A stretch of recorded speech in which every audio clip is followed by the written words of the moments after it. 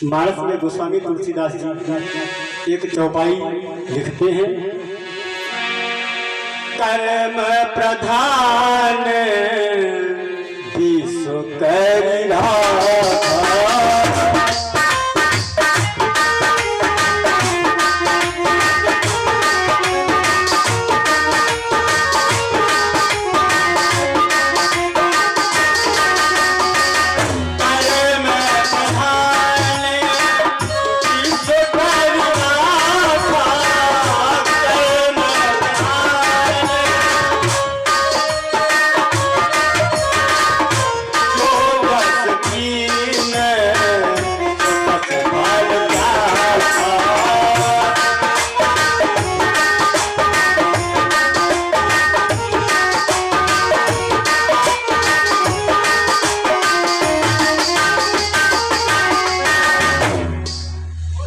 प्रधान ईश्वर चिरा था, जो जस कीन सो तस फल चाखा। और जो काया से पातक होई, तो बिन भोगे छूटती ना कोई। बस इसी चौपाई की व्याख्या करेंगे, उपरांत भैया जी के द्वारा भगवान की लीला भक्ति श्रवण करेंगे। महाभारत जब संपूर्ण हो गया, स्वर्गारोहण के उपरांत वैशंपायन मुनि के आश्रम पर एक दिन जन्मेजय महाराज शिकार करते करते पहुंचे। तो वैशंपायन मुनि ने कहा, राजन, आपके कुल में आपके पिता महाराज परीक्षित और उनके पिता और आपके जो पूर्वज रहे, उन्होंने कभी जीव हत्या जैसे जघन्य अपराधों को हाथों से तो क्या दृष्टि से भी निहारा नहीं। और आप राजा होकर के, इतने कुलीन परिवार के होकर के ये शिकार वाला कार्य कर रहे हैं, इसको आप छोड़िए और भगवान की भक्ति की तरफ अपनी इस जीवन की जो यात्रा है इसको मोड़िए। और वास्तव में मुंबई वालों ने गीत गाया था, जवानी की रेल कहीं छूट न जाए, जवानी कहीं।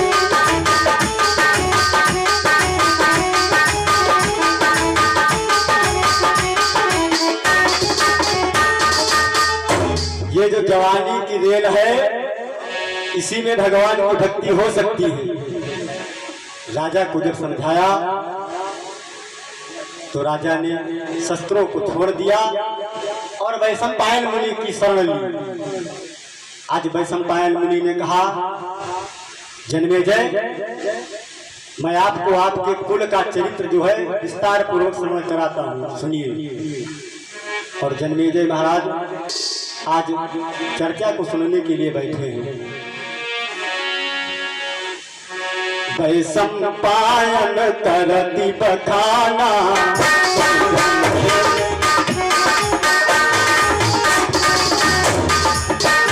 वैशंपायन करती बखाना, जननी मेरा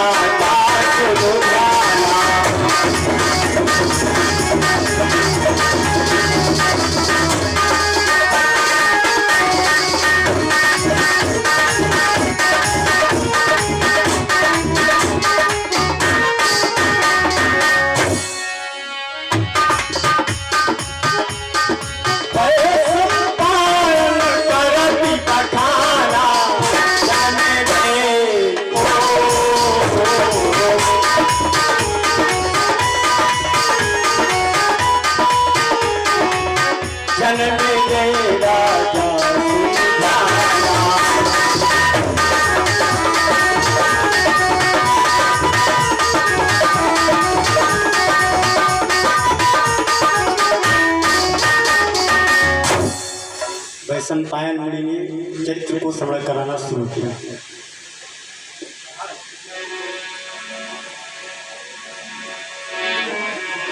सरयू जी के निकट था मुनि वशिष्ठ का वास, एक बार बसु वृंद मिली, पहुंचे उनके पास। स्वर्गलोक के 8 देवता, उन्होंने विचार किया कि स्वर्गलोक में रहते रहते बहुत दिन व्यतीत हुए हैं, चलो मृत्युलोक में कुछ दिन रह करके जो मानव का शरीर है इसको धारण करके इसका सदुपयोग करें। तो चलते चलते आए, सरयू जी के निकट मुनि वशिष्ठ जी का वास था। उनकी पर्णकुटी के पास में पहुंचे और महात्मा जी ने जब देखा कि हमारे दरवाजे पर अतिथियों का आगमन हुआ है, उनको बैठने के लिए आसन दिया। फिर थोड़े प्रकार से पूजन करने के उपरांत विचार किया कि इनको कुछ खाने के लिए दिया जाए। तो वशिष्ठ जी के पास में एक कामधेनु गाय थी। वशिष्ठ जी कामधेनु गाय के पास गए और बोले, बेटी बेटी वसुवृंद पधारे हैं, उनका आदर सम्मान करो।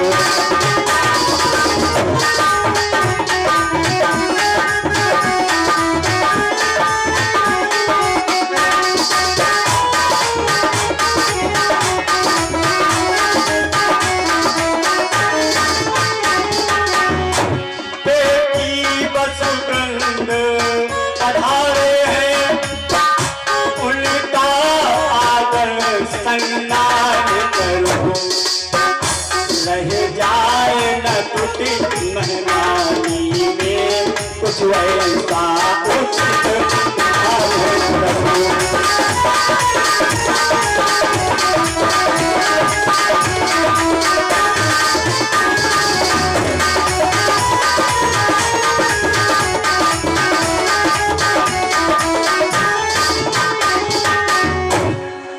जैसे ही उस कामधेनु गाय के कान में जाकर के वशिष्ठ जी ने इतना कहा, तो आज्ञा पाते ही सुरभि ने भरती कुटीर सुविधाओं से दूध इत्यादि जो भी व्यंजन थे उनकी सेवा में हाजिर हुई। और ये कर्तव्य गाय का जब देवताओं ने देखा, और ये कामधेनु है कौन? देवताओं के पास में कल्पतरु और कामधेनु, ये 2 चीजें ऐसी थी जिनसे वो जब जो जी चाहते, जिस वस्तु की चाह करते वो उनको प्राप्त होती थी। जिस समय समुद्र का मंथन हुआ तो वहां से 14 रत्न प्राप्त हुए। मणिरंभा श्री मणिरंभा वारुणी, अमीय शंख गजराज, धनवंतरी धनु धेनु तरु, विषचंद्र अरूपाज। ये कल्पतरु और कामधेनु गाय समुद्र के मंथन से ही निकली थी। आज जैसे ही वशिष्ठ जी के इतने वचन सुने तो उसने सुविधाएं उपलब्ध कराई। और जब देवताओं ने देखा तो उनके मन में एक लालच उत्पन्न हुआ और विचार किया, सोचा गए से साधु से पूंजी मिल जाए खजाने की, तो दुनिया भर की चिंता जाती, सब खाने और कमाने।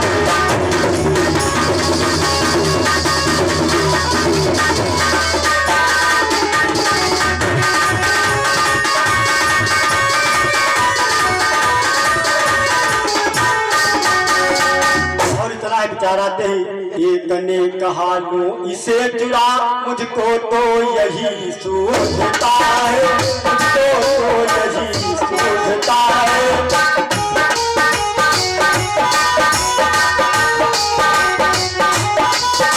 एक ने कहा, लो इसे जुड़ा, मुझको तो यही सूझता है, मुझको तो यही सूझता है।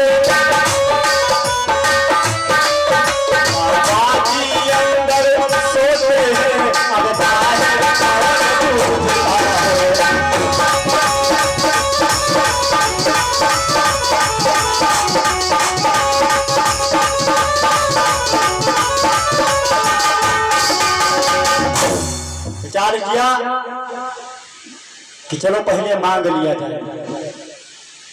फिर विचार आया, मांगने पर अगर इनकार कर दिया तब क्या होगा। तो दो लोगों ने कहा चलो उसको चोरी कर लेते हैं। चोरी का ख्याल आते ही सबकी मति एक हो गई और चोरी का परिणाम लंकापति रावण से पूछो। जिस समय रावण ने सीता का हरण किया, विभीषण जी, मंदोदरी, यहाँ तक कि उसके नाना जी ने भी बहुत समझाया और कहा ये चोरी वाला कृत्य ठीक नहीं है, मगर नहीं माने। परिणाम अंजाम क्या हुआ। 1 लाख पुत्र 1.25 लाख नारी।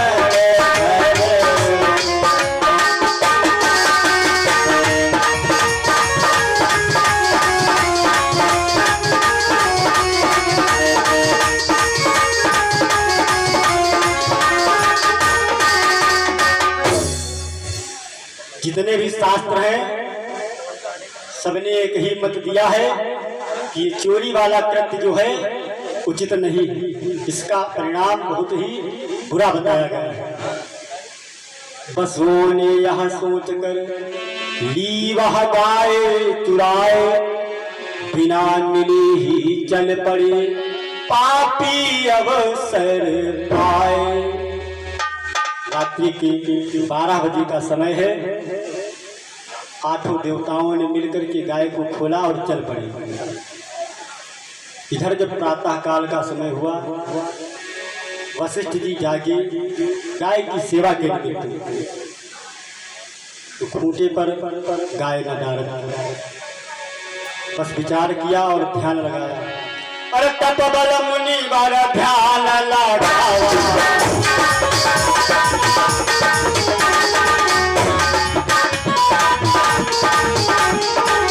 तप बल मुनि वर ध्यान लगाया, सिगर भेद कहाँ चल आया।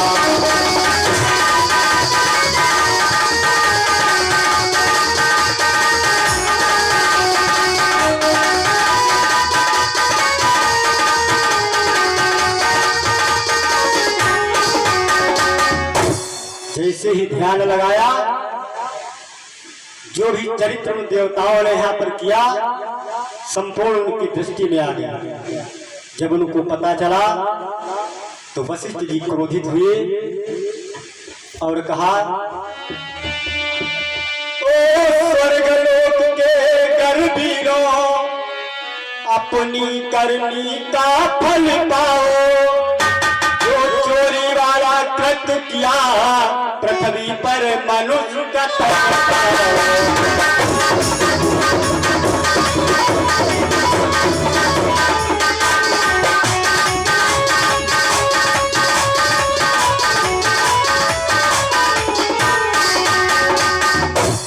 श्राप दे डाला।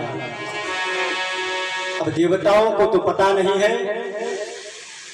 इधर नारद जी बीड़ा पर भगवान नाम आराधन कीर्तन करते निकल पड़े और उनका वही पुराना गीत सभी लोग दोहराइए।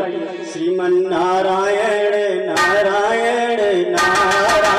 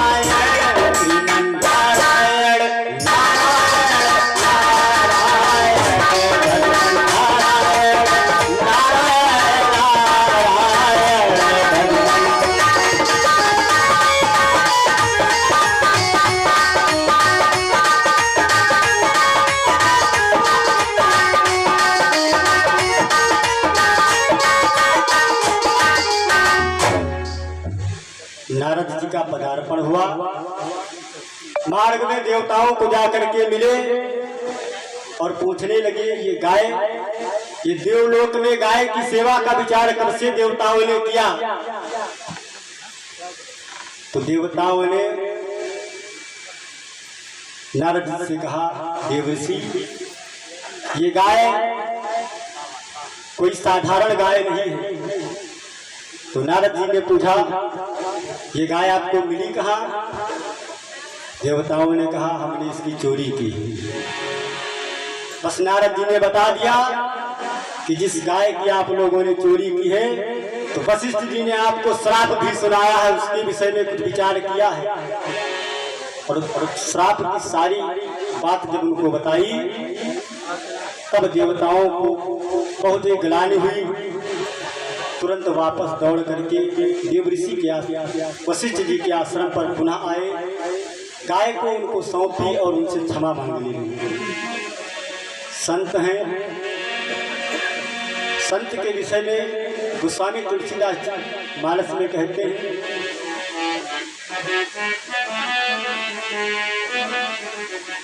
संत हृदय नवनीत समाना, संत हृदय नवनीत समाना,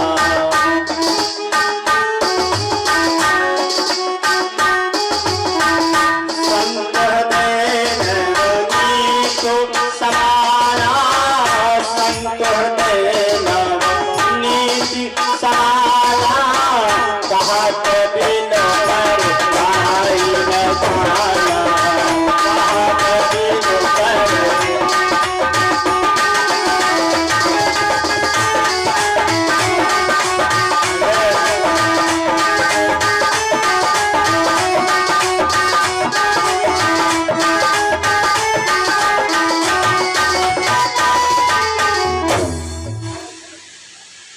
अपने अपराध की क्षमा मांगी तो संत है, उन्होंने क्षमा कर दिया। लेकिन कहा,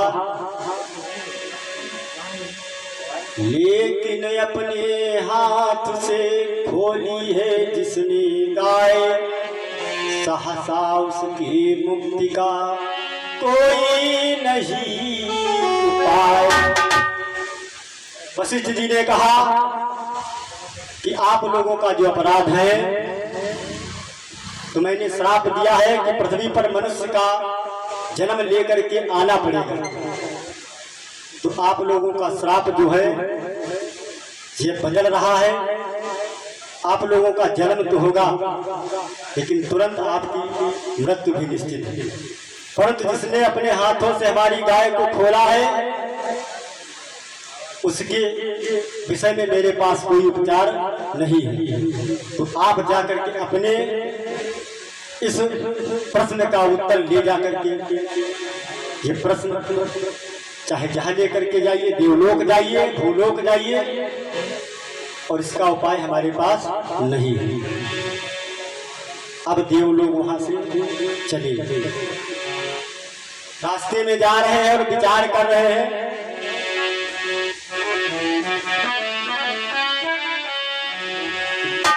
गोलोक चले भूलोक चले, या क्षीर सिंधु में जाए हम।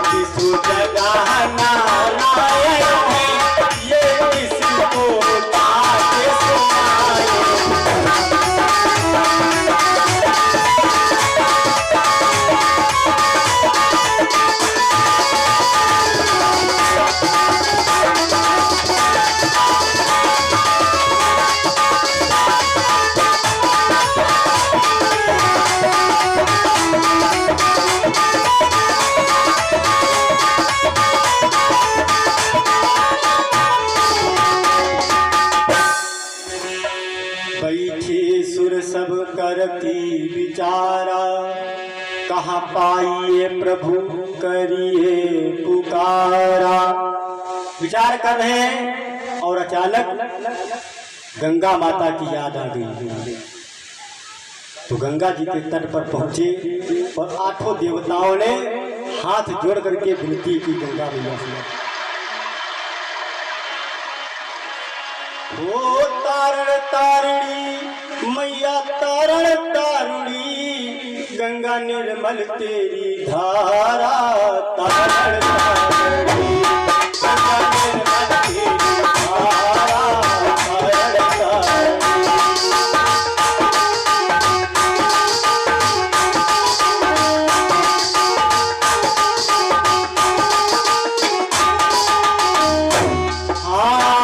तारण तारणी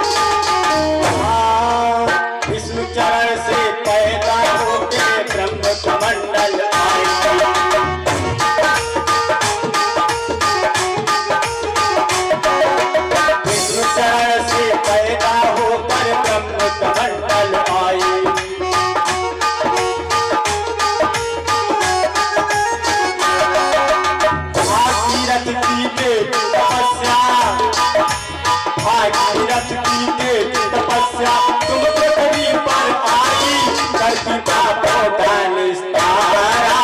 तारण तारणी गंगा निर्मल तेरी धारा। तारण तारणी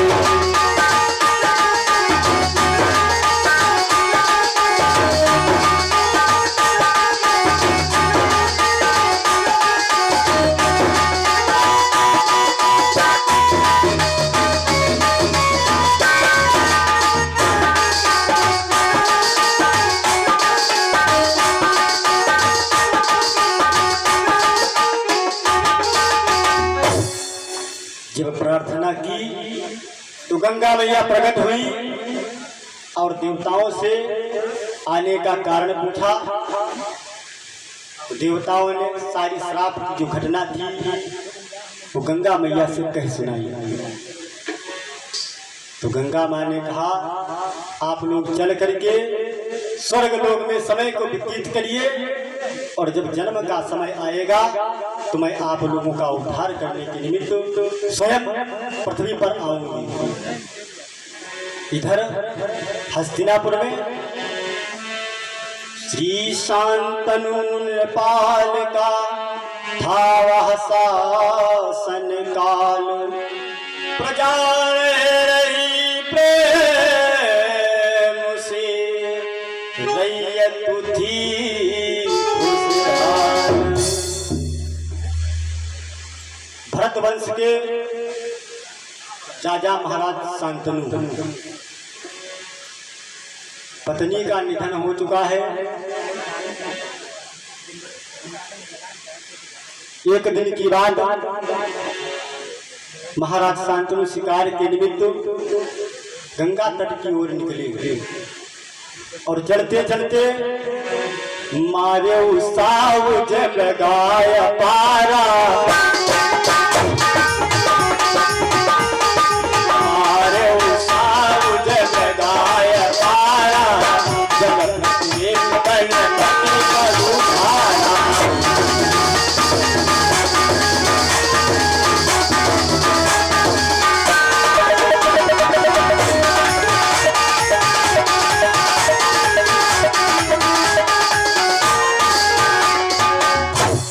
शिकार करते करते दोपहर का समय हो गया और जब राजा को प्यास लगी तो एक सरोवर के पास पहुंचे। सरोवर में जल को ग्रहण किया, थोड़ी देर आराम करने के लिए पेड़ की छाया में बैठे और बैठे ही थे तब तक सामने देखा क्या, एक सुंदर सी स्त्री उस जंगल में अकेली चली आ रही है। और जब पास में आई तो राजा ने उसकी सुंदरता को देखते हुए पूछा, अप्सरा की हो स्वर्ग की परी, या कि इंद्राणी हो इंद्र की कामिनी, सच बता दो अरे देवी जी कौन हो, मनहरण चंद्र बदनी ओ गजरानी।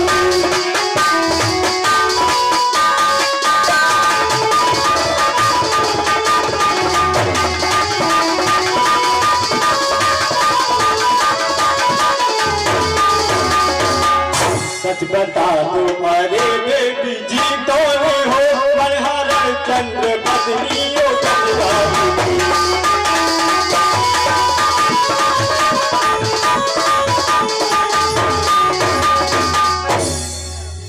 राजा ने जाकर के रानी की तारीफ की, सुंदरता के विषय में बखान किया। तो देवी ने कहा, राजन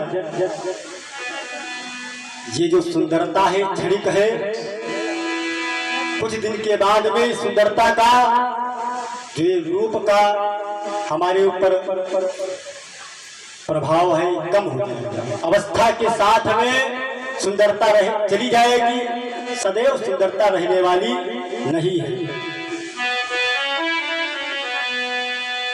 देवी ने कहा, पिंजरा से सुगना,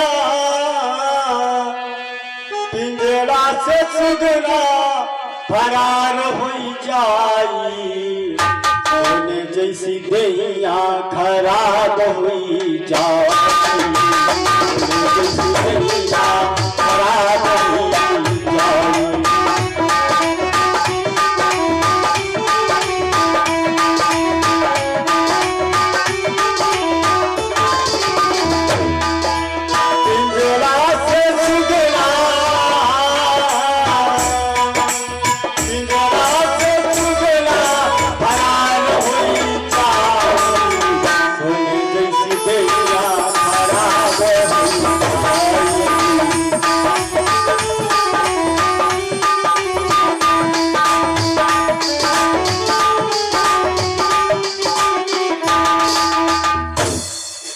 राजा ने कहा, कुछ भी हो, परंतु हमारे मन में एक बात है, हम आपसे कहना चाहते हैं।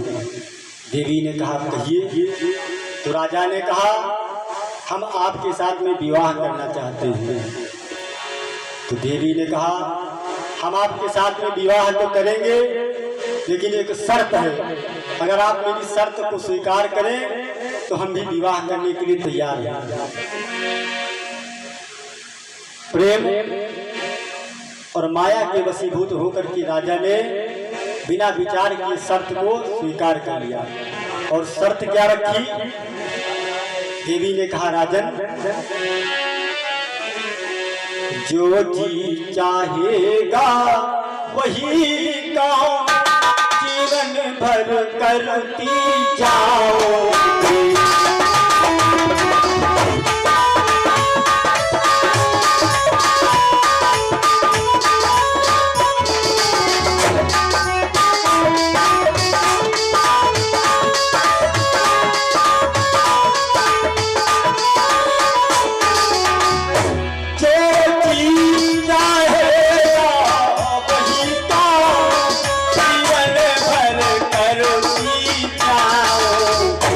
जब मुझको रोको तो निकल महल से आओ।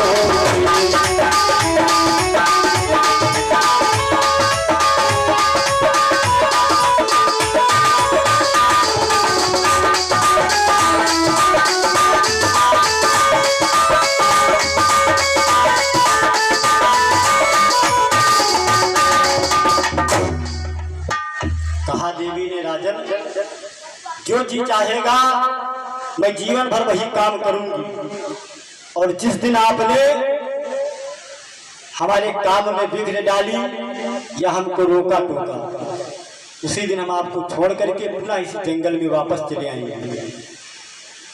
राजा ने कहा, हमको आपकी शर्त जो है स्वीकार है। और राजा रानी को लेकर के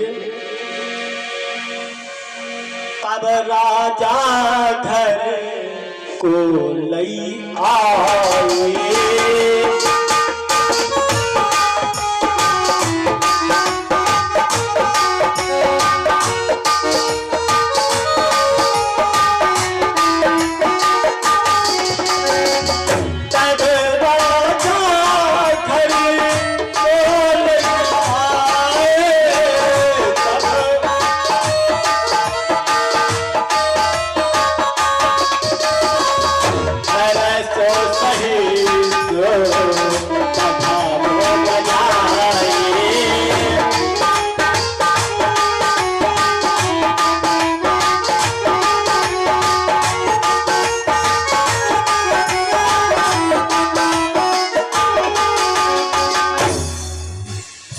महलों में लाए, पाणी ग्रहण हुआ, समय व्यतीत होने लगा।